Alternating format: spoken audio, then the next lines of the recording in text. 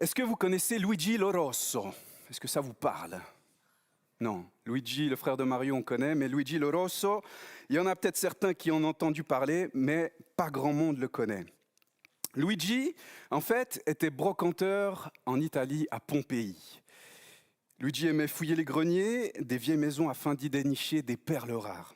Un brocanteur, on le sait tous, mais je le rappelle, c'est quelqu'un qui est à la recherche d'objets, de meubles ou de tableaux anciens qui pourraient avoir de la valeur afin de pouvoir les revendre et d'en toucher donc un certain bénéfice. Mais c'est quelqu'un qui aime fouiller. Et Luigi, en 1962, à Capri, il fouille la cave d'une maison. Et là, il trouve un petit tableau, enfin un rouleau avec ce qui ressemble à une toile, et il trouve ce petit tableau, un peu étrange. Mais Luigi, il aime bien ce tableau, alors il décide de le garder plutôt que de le vendre. Et il décide de l'accrocher dans son salon. Et ce petit tableau, je l'ai mis là, alors je n'ai pas voulu le mettre au milieu parce qu'il aurait gâché un petit peu, mais pour que tout le monde le voit, peut-être que je le déplace. Donc c'est ce petit tableau-là qu'il trouve dans cette maison. C'est moi qui le cache. Voilà, vous l'avez vu une fois. Voilà, c'est le petit tableau qu'il trouve. De toute façon, c'est pas ça le plus important, on est d'accord, Et il trouve ce petit tableau, il l'installe, comme il le trouve sympa, il l'installe dans son salon, au grand désarroi de sa femme qui le trouve horriblement laid.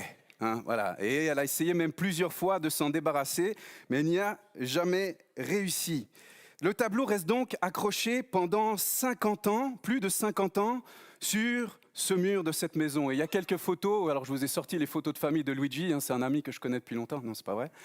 Et vous voyez, il y a le tableau là au fond, la prochaine on voit sa femme qui sourit malgré le fait qu'elle n'aime pas ce tableau qui est au-dessus de sa tête. Donc voilà, ça faisait partie des meubles, le tableau était là, tout le monde le voyait, il était là. Il était là, et certains l'aimaient, d'autres ne l'aimaient pas du tout. Plus tard, Luigi et sa femme ont donc eu des enfants, et puis ils ont eu le petit Andrea. Andrea a grandi donc dans cette modeste maison de Pompéi avec ce petit tableau accroché au mur qu'il voyait tous les jours. Et en grandissant, il reçoit une encyclopédie de son tonton.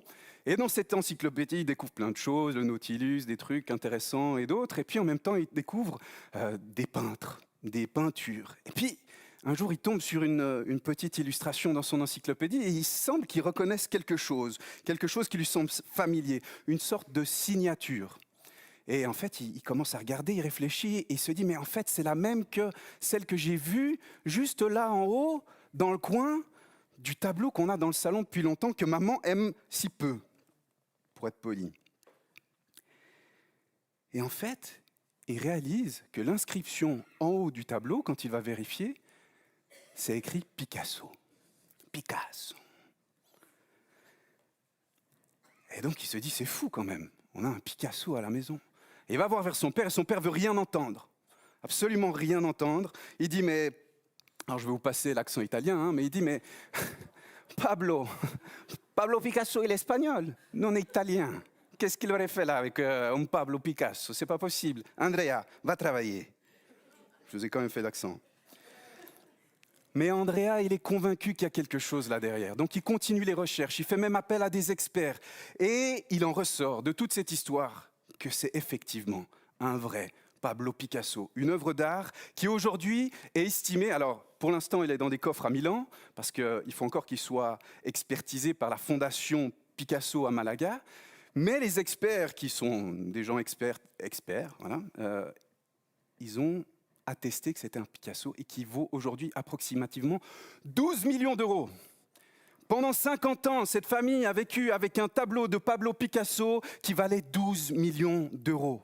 Aujourd'hui, Luigi Lorosso, maintenant vous allez vous retenir de ce nom, vous rappeler de son nom, il a vécu pendant 50 ans avec un Pablo Picasso sur le mur de son salon. Et pourtant, s'il avait reconnu la valeur de son tableau, sa vie, elle aurait pu basculer. Sa vie, elle aurait pu complètement changer. Et si je vous raconte cette histoire ce matin, c'est qu'elle nous montre à quel point nous pouvons bien souvent être ignorants ou aveuglés de la véritable valeur des choses. Aujourd'hui, Luigi Lorosso est décédé et ne profitera jamais, jamais, jamais de ce trésor qu'il avait trouvé en 1962 parce qu'il n'en a jamais reconnu la valeur. j'aimerais nous poser une question ce matin. Sommes-nous capables de voir la véritable valeur de ce qui compte vraiment? C'est une longue question. Mais est-ce qu'on est capable de voir la véritable valeur des choses? De voir la véritable valeur de ce que l'on a en face de nous, de ce dans quoi nous vivons? Parce que je crois que, comme Luigi, nous passons souvent à côté des trésors sans les remarquer. Non pas parce qu'ils sont invisibles, parce que Luigi, il l'avait tous les yeux, tous les jours sous les yeux, ce tableau. Donc ce n'est pas parce que les trésors sont invisibles, mais c'est parce que nous ne voyons pas leur valeur réelle, parce que nous ne sommes pas capables de comprendre quelle est la valeur réelle des trésors que nous avons en face de nous. Et il y a une grande question, et je vais essayer d'aborder ça rapidement et simplement parce que je n'aimerais pas m'attarder là-dessus, mais qu'est-ce qui définit la valeur des choses dans ce monde? Et plus je réfléchissais à ce sujet, plus, waouh, c'est complexe, c'est vaste. Qu'est-ce qui définit la valeur des choses? Il y a deux grandes pensées principales, deux grands groupes dans lesquels on peut placer la valeur. La première, c'est la valeur subjective, qui dépend de la perception de chacun. Et la deuxième, c'est la valeur objective, qui repose sur des critères mesurables. D'accord ? Donc prenons deux exemples pour mieux comprendre. Un verre d'eau, il a une valeur inestimable pour quelqu'un qui est dans le désert. On est d'accord ? On payerait des milliers quand on est assoiffé. Moi, je n'ai jamais été assoiffé comme ça, même si j'ai souvent soif. Mais on paierait beaucoup pour avoir un verre d'eau quand on a vraiment soif. Mais pour quelqu'un d'entre nous, quand on est à la maison, un verre d'eau, il n'a pas de valeur. Donc là, on voit que c'est justement cette valeur subjective qui dépend de la perception de l'endroit où on se trouve. Et puis, à l'inverse, un meuble artisanal. Il y en a un là qui a été construit avec un bois noble, qui a été fait par quelqu'un qui a un savoir-faire, qui a pris du temps. Donc, ce meuble-là, il a une valeur objective, d'accord ? On peut le mesurer par rapport à tous ces aspects-là, le bois, le temps, le travail, le savoir-faire qui a été investi pour sa fabrication. Donc, la valeur découle ici des caractéristiques et du travail qu'il représente. Donc ça, c'est deux grands groupes qui définissent d'une certaine manière la valeur des choses dans ce dans quoi on aime. On pourrait encore étaler ça sur bien d'autres aspects, mais je vais essayer d'être simple et d'aller au but. Qu'est-ce qui traduit la valeur de ces choses dans notre société? L'argent. Alors, tout ne se résume pas à ça, mais si vous réfléchissez un petit peu, je vous encourage à le faire, la valeur des choses est définie principalement par l'argent. L'argent est devenu la mesure de la valeur par excellence dans notre société de consommation, parce que pour consommer, il faut avoir de l'argent. Pratiquement tout a une valeur en argent aujourd'hui, même le temps. On dit, le temps c'est de l'argent, c'est vrai. Tout est mesuré sous le regard de l'argent. Et ce système capitaliste, centré sur l'argent, sur cette valeur-là, façonne nos objectifs de vie. Il oriente nos projets et fixe nos priorités. Par exemple, et ne vous vexez pas, je suis aussi parent, combien de parents disent à leurs enfants « Étudie bien à l'école pour avoir un bon travail ». C'est bien, c'est noble encore, avoir un bon travail. Mais qu'est-ce qui se cache souvent derrière? Si tu as un bon travail, tu auras donc de l'argent tous les mois qui viendra sur ton compte, donc suffisamment d'argent, tu auras une bonne situation et un statut social enviable, ce qui n'est pas mauvais en soi. Mais on fixe notre orientation, nos objectifs sur ce but-là, d'accord ? Un bon travail, de l'argent, un bon statut social, voilà ce qui est devenu en quelque sorte le but de notre vie, ce qui est devenu le trésor de notre vie, ce qui dirige nos actions, du moins quand on fait partie de ce monde, quand on est lié à cette société et aux objectifs qu'elle nous impose d'une certaine manière. Et le pire dans tout ça, parce que je réduis, dans notre société, l'argent ne sert pas seulement à acheter des biens. L'argent est devenu un miroir de notre propre valeur. Ce tableau, il est sans valeur, mes amis, si on ne lui attribue pas de la valeur. Pourquoi est-ce qu'on dit aujourd'hui qu'un Picasso, un bout de toile comme ça, il vaudrait 12 millions d'euros? Vous imaginez ce qu'on peut faire avec 12 millions d'euros? Le nombre de personnes qu'on peut nourrir? C'est terrible, on est fous. 12 millions d'euros pour ça, oui, c'était un beau peintre, il était intelligent, il avait du savoir-faire, mais est-ce que ça vaut 12 millions d'euros? Quand on compare les choses, on voit qu'il y a une incohérence totale. Et pourtant, l'argent est en train, et a toujours plus, continué à définir la valeur de ce que nous sommes. C'est un miroir de notre propre valeur. Plus j'ai d'argent, plus j'ai de valeur. Alors pas tous, mais c'est quelque chose qu'on peut voir dans notre société. Regardons des faits. Les personnes très riches pourraient vivre tout à fait discrètement, vous êtes d'accord? Mais bien souvent, ce n'est pas ce qu'elles choisissent de faire. Elles roulent dans des voitures luxueuses qui attirent les regards admiratifs de tout le monde. Elles s'habillent avec des vêtements coûteux et leur élégance marque leur prestige. Elles habitent dans des maisons somptueuses qui suscitent la fascination et l'envie. Les personnes riches, très riches, elles exhibent leur argent pour montrer qu'ils ont de la valeur. On se dit, ah oui, mais ce n'est pas toujours le cas. C'est vrai. Mais regardons l'extrême un petit peu. Regardons un peu le fin fond de l'histoire, j'ai envie de dire. Et si on regarde à cet extrême-là, à cette réalité-là, il n'est pas faux de dire, dans notre société, plus j'ai d'argent, plus j'ai de valeur. Plus cette œuvre, elle coûte cher, plus elle a de valeur. N'est-ce pas? S'ils avaient découvert combien elle coûtait, mais ils n'auraient jamais vécu comme ils ont vécu. Mais ils ne savaient pas. Donc plus j'ai d'argent, plus j'ai de valeur. Pourquoi? Parce que la richesse, notre richesse, nous donne un statut social élevé. Et un bon statut social amène la notoriété. Et cette notoriété apporte reconnaissance et admiration. C'est ce que tout le monde recherche si on y regarde de plus près. C'est ce qu'on recherche au plus profond de notre être reconnu. Les youtubeurs à travers les likes, ils recherchent justement admiration et reconnaissance. Sportifs, en décrochant des médailles, visent la fierté et la gloire. Les artistes, en exposant leurs œuvres, veulent montrer leur talent unique. Même les parents, en investissant dans la réussite de leurs enfants, espèrent montrer aux autres la qualité de leur éducation. Et c'est qu'une partie. Et je suis sûr que vous allez dire, oui, tu exagères un petit peu, tu vas un peu trop loin. Bien sûr que toutes ces actions-là ne se résument pas seulement à ça, mais sondons notre cœur. Est-ce qu'au fin fond de notre cœur, il n'y a pas ça? Une recherche de reconnaissance, une recherche d'être reconnu. Richesse, statut social et notoriété sont ces trois éléments vers lesquels la société, dans sa généralité, tend. Essaye d'accéder à ces choses-là. Et ce sont devenus les objectifs de millions de personnes à travers le monde. Pourquoi? Parce qu'ils nous donnent de la valeur aux yeux des autres. Ils nous donnent de la valeur. Et les gens aiment ce qui a de la valeur. Vous croyez que la femme de Luigi, elle ne l'aimait plus après son Picasso, là? On aime ce qui a de la valeur. Mais quand on ne reconnaît pas la valeur, on ne l'aime pas. Finalement, au travers de tout cela, ce que chacun cherche, c'est d'être aimé pour sa véritable valeur, pour ce qu'il est vraiment. Et je vous avoue qu'en étudiant sur tout ça, je me suis perdu là-dedans. J'ai commencé à gambader, à partir et à gauche et à droite, passer tellement vaste. Parce qu'en fait, tout se résume là. Tout se résume là. Notre existence, les chants qu'on a pris, la vidéo qu'on a entendue au début, c'est ça. Je suis ton Père qui t'aime. Pour qui tu es. Et on pourrait arrêter là. Et je pourrais arrêter de prêcher là parce qu'on a tout en Jésus. Parce qu'on a vraiment tout en lui. Mais cette société, elle a tout déformé. Le monde dans lequel on vit a tout déformé. Le constat que l'on peut faire, c'est quoi? C'est que ce qui ne brille pas, ce qui n'est pas beau, n'a pas de valeur. Ce qui attire les regards, c'est ce qui brille, ce qui est beau. Et c'est pour ça que la femme de Luigi, elle était prête à jeter ce tableau. Dans ce monde, ce qui ne brille pas aux yeux des hommes est souvent jugé sans valeur. Nous n'aimons pas et n'attachons pas d'importance à ce qui n'est pas beau selon nos standards.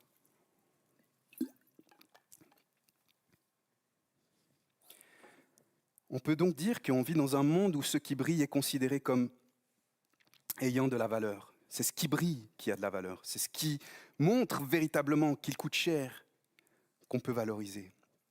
Mais je vous repose la question ce matin. Sommes-nous capables de voir la véritable valeur de ce qui compte vraiment? Est-ce que nous sommes capables de voir cette véritable valeur? Et pour tenter de répondre à cette question, j'aimerais vous parler d'une histoire, une autre, que Jésus lui-même nous raconte dans la Bible. Cette histoire, c'est l'histoire d'un homme qui aurait trouvé un trésor dont la valeur était plus grande que tout ce qu'il possédait. Cette histoire, on peut la lire dans l'évangile de Matthieu, un des apôtres de Jésus qui a marché avec lui durant tout son ministère sur terre. Cette histoire, elle est très courte, d'accord? C'est 2 phrases, un verset. Cette histoire est ce que l'on appelle une parabole. Donc, c'est une histoire imagée dans laquelle se trouve un enseignement profond. C'est ça une parabole. Et Jésus parlait souvent en parabole. Mais avant de vous lire ce verset, j'aimerais vous lire ce qu'aurait pu être l'histoire en détail. Car en méditant sur cette parabole, parce que quand vous méditez sur 2 phrases, sur un seul verset, il peut y avoir pas mal de choses qui ressortent. Et j'aimerais juste vous livrer ce que j'ai essayé de me mettre à la place de cet homme, en fait. Et de me dire qu'est-ce qui vivait, quel est le sens profond de cette histoire. Et donc j'ai imaginé ce qu'aurait pu être l'histoire de cet homme. Et j'aimerais vous la lire avant de lire le verset en lui-même. Donc je vais lire simplement ce qui est mon interprétation, mon imagination de ce qu'on peut lire dans la Bible. C'est l'histoire d'un homme, probablement un agriculteur, quelqu'un qui travaillait la terre. Chaque jour, cet homme se levait pour aller travailler dans un champ qui ne lui appartenait pas. Chaque jour, il se rendait à son dur labeur pour obtenir sa subsistance et nourrir sa famille. Il travaillait dur, mais chaque fois qu'il travaillait dans son champ, il se posait cette même question. Quel est le sens de ma vie ? À quoi bon travailler si dur pour mourir un jour et tout voir disparaître ? Il savait que tout ce qu'il arrivait à gagner pour sa femme et ses enfants était éphémère. Mais malgré cela, il continuait. Mais il y avait ce vide dans son cœur, un vide qu'aucune récolte ne pouvait combler. Mais voilà qu'un jour, en labourant son champ, sa charrue heurte quelque chose qui l'empêche de continuer. Surpris, il stoppe son attelage et se baisse pour regarder ce qui bloque son engin. À genoux dans la poussière, il essaie de dégager la terre avec ses mains, et quelle n'est pas sa surprise quand il découvre un petit coffre de bois. Un vieux coffre, pas très grand et recouvert de terre. Il le retire du sol, découvre qu'il n'est pas verrouillé et s'empresse alors de l'ouvrir. Ce qu'il découvre est incroyable, d'une beauté et d'une splendeur magnifique. Il n'en croit pas ses yeux. L'homme sentit son cœur se remplir d'une joie qu'il n'avait jamais ressentie jusqu'alors. Il exulte de bonheur face à ce qu'il vient de trouver. Il referme alors aussitôt le coffre, le remet en terre et court annoncer la bonne nouvelle à sa famille. Ce soir-là, il prend une décision qui allait bouleverser le cours de son existence. Il décide de vendre tout ce qu'il possède pour acheter ce champ et le trésor qu'il contient. Sa maison, ses meubles, ses réserves de nourriture, son matériel agricole, bref, il décide de tout vendre. Sa joie et sa détermination étaient telles qu'il ne voyait rien d'autre que le trésor qu'il venait de trouver. Après avoir tout vendu, il se rend vers le propriétaire du champ avec tout l'argent qu'il a gagné en échange de tous ses biens. Ce dernier le regarde avec méfiance, car il trouve que le comportement de cet homme est vraiment étrange. Il raisonne en lui-même et se dit « Cet homme est un agriculteur, il a très peu d'argent et maintenant il vient me demander d'acheter mon champ avec une somme plus élevée que sa valeur. Et par-dessus tout ça, il semble être si joyeux et si sûr de ce qu'il est en train de faire. Que se passe-t-il ? Qu'est-ce qui se passe ?» Le propriétaire lui demande alors « Où as-tu trouvé tout cet argent, toi qui n'es pas bien riche ?» L'homme lui répond « J'ai vendu tout ce que je possédais, et voilà la somme de tous mes biens. » Cela éveille davantage les soupçons du propriétaire. Car pourquoi un homme si modeste vendrait-il tout ce qu'il possède pour acheter un champ qui ne lui rapportera pas plus que ce qu'il gagne à présent ? C'est une folie. Le propriétaire se dit alors qu'il va aller voir lui-même sur le champ avant d'accepter l'offre de l'homme afin de s'assurer qu'il n'est pas en train de se faire avoir. Lorsqu'il arrive sur place, il voit la charrue et un petit tas de terre juste à côté. Il dit alors à l'homme « C'est donc ça, tu as trouvé quelque chose dans mon champ et c'est pour cela que tu veux me l'acheter. Je le savais. » Le propriétaire se rend alors près du petit tas de terre qu'il creuse vigoureusement avec ses mains et trouve alors le petit coffre de bois. Avant de l'ouvrir, il se tourne vers l'homme et lui dit « Tu as trouvé un trésor et tu pensais que je ne m'en rendrais pas compte. Tu as trouvé ce coffre rempli d'or et de diamants d'une valeur inestimable et c'est pour cela que tu vas acheter mon champ. Je suis sûr que ce qu'il y a dans ce coffre vaut bien plus que la somme que tu veux m'offrir pour acheter mon champ. Tu n'es qu'un voleur. » Mais l'homme répond désolé. « Je n'ai jamais voulu vous tromper. Je veux juste acheter ce champ car il est vrai que j'ai trouvé ce trésor d'une valeur inestimable et qui ne vaut effectivement pas le moindre du monde l'argent que je vous propose. »« Menteur !» lui répond le propriétaire en s'empressant d'ouvrir le coffre. Le propriétaire regarde alors à l'intérieur de la petite boîte, se redresse, se tourne à nouveau vers l'homme et lui dit « Tu as vendu tout ce que tu avais pour ça ? Tu t'es ruiné pour ça ? Est-ce que tu réalises ce que tu es en train de faire? Tu devrais avoir honte de faire subir tout cela à ta famille. » Mais l'homme répond tout joyeux, « Je n'ai jamais trouvé d'aussi grand trésor. Mon argent et tous mes biens n'ont aucune valeur face à ce que ce trésor m'a offert. Je veux bâtir ma vie et ma maison sur ce champ, sur ce trésor. Je veux qu'il soit le fondement de toute mon existence et de celle de ma famille et de tous ceux qui m'entourent. » Le propriétaire, abasourdi par ce spectacle qu'il trouvait désolant, accepta l'argent et vend le champ à l'homme. Il repart alors en hochant la tête et en disant à l'homme d'une voix ferme, « Tu es fou. » L'épouse de l'agriculteur, qui avait observé la scène à distance, s'approche alors doucement de son mari et lui demande, « Qu'as-tu trouvé dans ce coffre ?» Son mari lui répond, « J'ai trouvé la réponse à toutes nos questions. J'ai trouvé le véritable sens de la vie. J'ai trouvé le moyen de retourner à ce que nous avions perdu. » La femme prend le coffre, regarde à l'intérieur et découvre une petite croix en bois.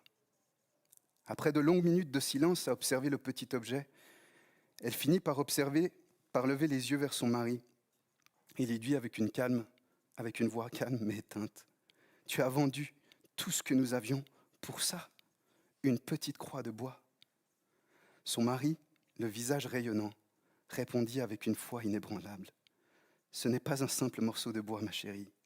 C'est le moyen pour nous de rentrer à la maison. C'est le chemin qui va nous ramener à Dieu, qui va nous ramener au Père. C'est l'amour de Dieu révélé pour nous tous. Ce trésor, c'est le royaume de Dieu. Et c'est Jésus qui nous l'a offert. » Matthieu 13, verset 44 nous dit donc, « Le royaume des cieux ressemble à un trésor enfoui dans un champ. Un homme le découvre, il le cache de nouveau, s'en va, débordant de joie, vante tout ce qu'il possède et achète ce champ. »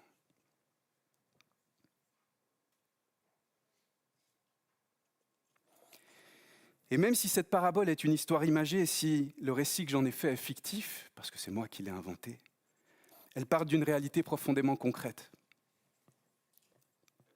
Une réalité que j'ai moi-même expérimentée et que peut-être certains d'entre vous ont déjà vécue ou que d'autres recherchent encore. Pendant les 20 premières années de ma vie, j'ai vécu sous un fardeau écrasant, un fardeau terrible. J'étais perdu. Le monde me disait que j'avais aucune valeur et que je devais prouver ma valeur, que je devais exister, que je devais travailler dur pour être accepté. Alors j'ai tout fait et je faisais tout pour gagner ma vie, pour gagner ma valeur, pour plaire, pour être reconnu, pour être aimé, pour que mon nom ait du sens. Mais quoi que je fasse, ça ne suffisait jamais. Et j'avais en moi ce même vide terrible que j'ai pu inventer dans cet homme, mais est-ce que ce n'est pas ce qu'il recherchait au fond, à combler ce vide? Pendant toutes ces années, j'étais incapable de voir la vraie valeur de cette vie, le vrai sens de cette vie sur Terre et la vraie valeur de ma vie. Parce que j'étais complètement sous le joug de ce que cette société me dit. Quelle est la valeur? Quelle est la valeur de votre vie aux yeux de cette société? Un fardeau sur nos épaules. Un joug pesant, c'est tout ce que nous en récoltons. Mais un jour, et en lisant l'histoire justement, ça me mettait des larmes d'une certaine manière parce qu'un jour tout a basculé. Quand j'ai rencontré une femme qui m'a raconté qu'elle avait trouvé un trésor.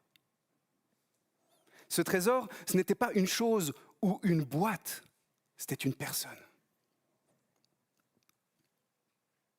Elle m'a dit qu'elle avait rencontré Jésus et que cette rencontre avait changé sa vie. Elle m'a expliqué que Jésus lui avait donné une vie nouvelle et qu'elle était alors capable de voir la véritable valeur de ce qui compte vraiment, la véritable valeur des choses, la véritable valeur de ce qu'elle était aux yeux de celui qui l'avait créée. Jésus lui avait révélé la vraie valeur de sa propre vie. Il l'avait libérée de ses peurs et de ses angoisses, de ses addictions, de tous ses travers, de tous ses manquements, de tout ce qui peut nous empêcher d'être libres et heureux. Elle m'a dit, avec une simplicité déconcertante, que ce Jésus, elle le connaissait et qu'il avait transformé son cœur et qu'il avait enfin comblé ce vide au fond d'elle. Cette femme, c'est ma femme aujourd'hui. Et ma femme, elle était dans la drogue comme moi. On était perdus, on était errants, on a tout fait pour essayer de trouver la vraie valeur de ce monde. On est allé partout, on s'est perdu. Et on s'est perdu jusqu'à ce jour. Et c'est ce qu'elle me racontait à ce moment-là. Et elle m'a même dit que ce Jésus lui avait pardonné toutes ses erreurs du passé. Et qu'il lui pardonnerait aussi les prochaines, si elle revenait à lui à chaque instant. Elle me disait qu'elle vivait désormais dans la joie, dans une paix profonde, et qu'elle était comblée par un amour qu'elle n'avait jamais connu jusque-là. Un amour qui dépasse tout amour de ce monde. Tout ce que tout ce monde pourrait vous donner, c'était bien au-delà.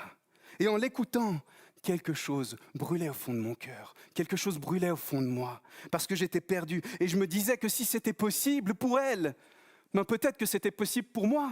Parce que quand je regardais ma petite femme, elle n'avait pas justement la stature d'une femme éloquente, grande, avec des richesses, et ci et ça. C'était une petite femme.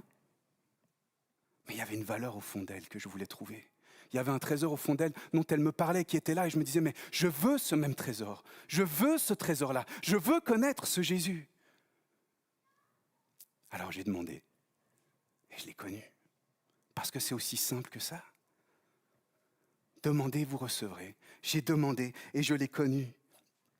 Et depuis, ça paraît un peu le conte de fées. Mais c'est vrai. Mais ma vie n'a plus jamais été la même. Ça ne veut pas dire que j'ai tout réussi. Ça ne veut pas dire qu'aujourd'hui, je suis parfait. Encore hier, je me suis disputé avec ma femme. Et j'étais là, mais mince, c'est pas possible. Et bien ce matin encore, je lui ai demandé pardon. Et j'ai demandé pardon à mes enfants. Parce qu'on n'est pas parfait. Qui est parfait? On aimerait être parfait. On aimerait pouvoir donner l'amour comme on aimerait le recevoir. Mais en même temps, on ne sait même pas ce que c'est. Pour savoir ce qu'est cet amour, on a besoin de le recevoir.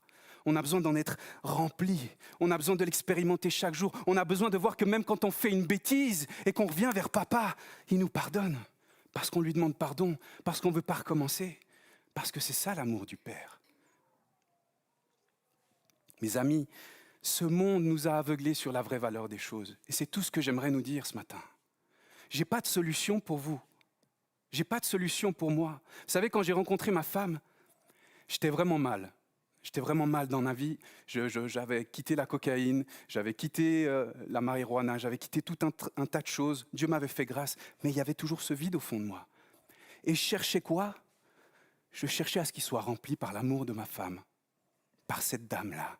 Je disais, il faut que tu m'aides, chercher l'amour, aide-moi, aime-moi, aime-moi, aime-moi. Et un jour, elle m'a dit, avec une clarté qui m'a vraiment surpris, elle m'a dit, mais je ne peux rien faire pour toi.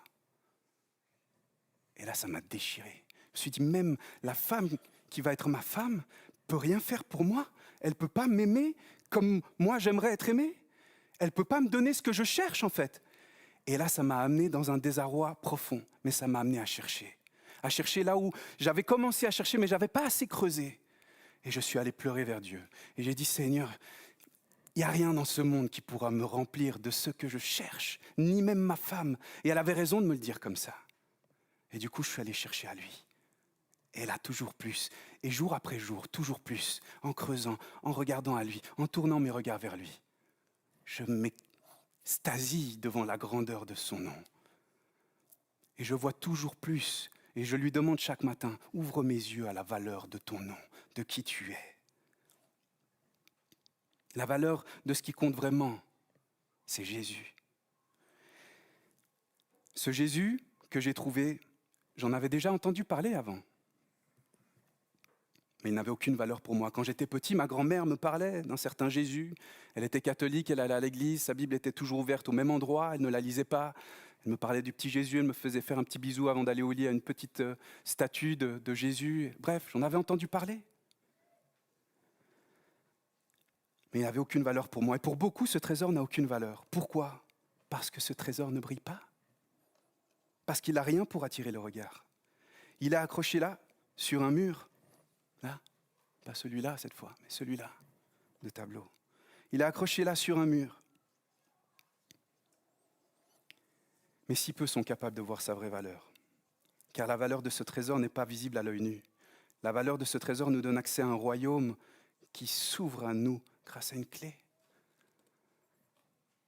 Un royaume glorieux, si merveilleux, que si nous pouvions le voir, et ô combien je ne le vois encore pas assez, mais si nous pouvions le voir, nous serions prêts comme cet homme à tout vendre pour y accéder, tout vendre pour pouvoir y entrer. Et vous savez quelle est la clé de ce royaume? C'est la foi. C'est la foi en Jésus. Et ce trésor si merveilleux, est à notre portée à tous, mes amis. Il est devant nous chaque jour, à chaque instant, à chaque moment. Il est à notre portée à tous. Ce n'est pas quelque chose où il faut être pour recevoir. Il faut juste croire. Alors peut-être que, comme la femme de Luigi, tu vis sans en reconnaître la véritable valeur. Comme moi pendant toutes ces années. Peut-être que Jésus est pour toi comme ce tableau accroché au mur. Une idée familière, qui ne semble pas précieuse. Peut-être que tu ne vois pas que la foi en Jésus peut radicalement changer ta vie. Ou alors peut-être que tu fais partie des privilégiés qui connaissent la valeur de ce trésor, mais avec le temps, tu t'es lassé de sa présence. Tu t'es habitué à sa présence. Tu t'es habitué à être comme en possession de ce si grand trésor. Tu sais qu'il est là, tu reconnais qu'il est précieux, mais tu ne t'émerveilles plus vraiment de sa valeur. Et ce matin, j'aimerais vous dire que vous soyez de ceux qui ne voient pas encore la valeur de ce trésor, ou alors de ceux qui se sont laissés distraire, parce que c'est ça ce que fait ce monde, se sont laissés distraire par tout ce qui brille autour de nous, parce que le monde essaie de nous montrer comme ce quoi étant la vraie valeur. Il est temps de découvrir ou de redécouvrir la véritable richesse de ce trésor. La richesse qui s'attache au nom de Jésus. Parce qu'il n'y a pas de plus grande richesse sur cette terre, mes amis. Il n'y a pas de plus grande richesse. Et ce monde nous dit, à l'inverse de ce trésor que nous recevons, ce monde nous dit que on a besoin de mériter ce trésor. Quand on veut avoir les valeurs du monde, on doit mériter ces choses. Qu'il faut se battre pour l'obtenir. Qu'il faut vendre tout ce que l'on a pour le posséder. Mais ce n'est pas ce que nous dit ce trésor-là. Ce n'est pas comme ça qu'on peut recevoir ce trésor, parce que la foi ne s'achète pas, elle se reçoit. La foi, c'est un cadeau de Dieu. Tout ce qu'il vous demande, c'est de venir à lui avec un cœur humble et ouvert. Tout ce que Jésus nous a dit de faire, ce n'est pas de faire tous nos efforts pour nous, c'est de demander. Et demander à Jésus qu'il vous ouvre les yeux sur la valeur de ce qui compte vraiment. C'est tout ce que j'aimerais nous partager ce matin. Qu'on le connaisse ou qu'on ne le connaisse pas, osez demander à Jésus. Osons lui demander qu'il nous ouvre les yeux sur la véritable valeur du trésor. Parce que quand on reconnaît la valeur de quelque chose, notre vie change. Notre vie change complètement. Nos intentions, nos désirs, tout change. Et c'est ce que Jésus est venu faire. En donnant sa vie à la croix. Il est venu nous offrir non pas quelque chose de tangible, il est venu nous offrir l'accès à un royaume. L'accès à un royaume où l'on a accès seulement si l'on est fait à son image. Et c'est ce qu'il fait par la foi. Par la foi, il te donne une vie nouvelle. Par la foi, grâce à son sacrifice à la croix, à sa mort et à ses résurrections, il te donne une vie nouvelle qui te permet d'entrer dans son royaume et d'être vu comme juste. D'être vu comme un enfant de Dieu, qui n'a plus à prouver au monde qu'il a de la valeur, parce que tu as de la valeur aux yeux de Dieu, parce que tu es aimé comme un enfant, parfaitement par l'amour du Père. Quel privilège nous avons, mes amis, que le Seigneur puisse nous ouvrir les yeux, et osons faire cette prière. Et je vais inviter l'équipe de louange à nous rejoindre, on va prendre un dernier chant. Et j'aimerais vous inviter simplement à faire cette prière ce matin, parce que je n'ai pas envie de vous expliquer tout un tas de choses.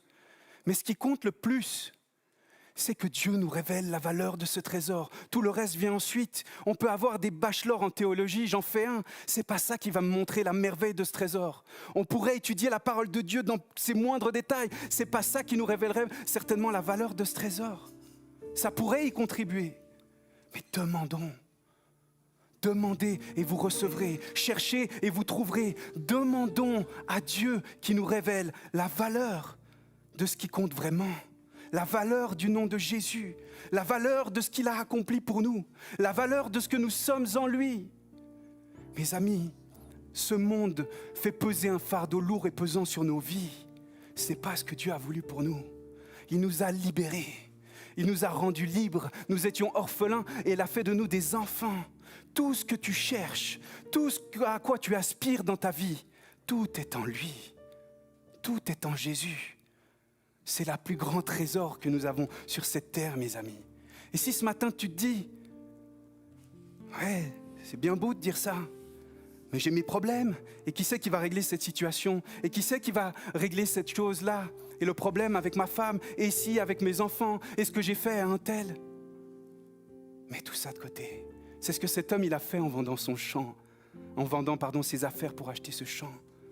Il a mis sa vie de côté. Et il a dit, ok, je ne veux plus regarder à tout ça. Je ne veux plus voir la valeur de tout ça, même le désastre qu'est ma vie. Mais je veux me tourner vers toi et tout mettre sur toi et croire que tu peux tout, parce qu'il peut tout, mes amis. On a vu des gens qui étaient dans des détresses incroyables, être transformés par la parole de Dieu. J'ai été transformé par Dieu. J'aurais dû être mort aujourd'hui. Combien il y a de personnes autour de nous qui se déchirent, des familles qui se divisent. Les gens vont même jusqu'à chercher l'amour auprès des personnes de même sexe. On cherche l'amour désespérément. On essaye de trouver désespérément ce que nous avons ici. Ce que nous avons dans ce trésor-là. Faisons comme cet homme, mes amis. Qu'on le connaisse depuis 50 ans ou qu'on ne le connaisse pas. Osons aller vers Jésus. Et vous me direz peut-être que j'en fais trop, mais c'est au fond de mon cœur, mes amis. On a besoin de redécouvrir ce trésor. C'est notre mission. C'est ce que nous sommes. Des enfants de Dieu, aimés d'un amour parfait, d'une valeur incroyable, parce que nous sommes à lui et parce que lui, sa valeur est incroyable. En lui, notre valeur est retrouvée. En lui, nous sommes ce trésor. Que le monde puisse voir l'éclat de sa gloire au travers de ces petits trésors que nous sommes. Il nous a lavés, mes amis. Il a enlevé toutes les souillures qui enlevaient justement la valeur à ce vrai trésor. Il a enlevé tout notre péché. Il nous a rendus libres. Il a fait de nous ses vases d'honneur par son sacrifice à la croix. Alors ce matin, que déciderez-vous? Rester aveugle au trésor qui est devant vous ou demander à Dieu de vous montrer sa valeur infinie? Parce qu'il n'y a rien de plus à faire que de lui demander de vous révéler la valeur de ce qui compte vraiment. Seul lui peut vous ouvrir les yeux ou faire brûler à nouveau cette flamme pour son nom. Alors ce matin, j'aimerais nous encourager. Alors qu'on va chanter ce chant, vivez-le comme vous le sentez. Mettez-vous à genoux, criez de joie, tapez des mains, comme vous voulez. On est libre en Christ. Mais ce matin, j'aimerais vous dire, ne vous privez pas et demandez. Demandez, c'est tout ce qu'il a dit. Il ne veut pas nous forcer. Il donne à celui qui demande. Il offre à celui qui cherche. Demandez à être émerveillé à nouveau par ce trésor, à être ranimé encore par ce feu qui brûlait au fond de votre cœur, ou alors simplement à voir ce trésor. Voir ce merveilleux trésor. Quelle est la valeur de son nom? Lui qui est l'auteur de bien plus qu'un simple tableau, mes amis. Bien plus qu'une simple croix. Il est l'auteur de la vie. Amen. On va prendre ce chant. Amen. Seigneur, avant qu'on prenne ce chant, j'aimerais te prier encore. Qu'au travers de tous ces faibles mots, Seigneur, ce matin, tu puisses te révéler. Seigneur, il n'y a pas de plus grand trésor que toi.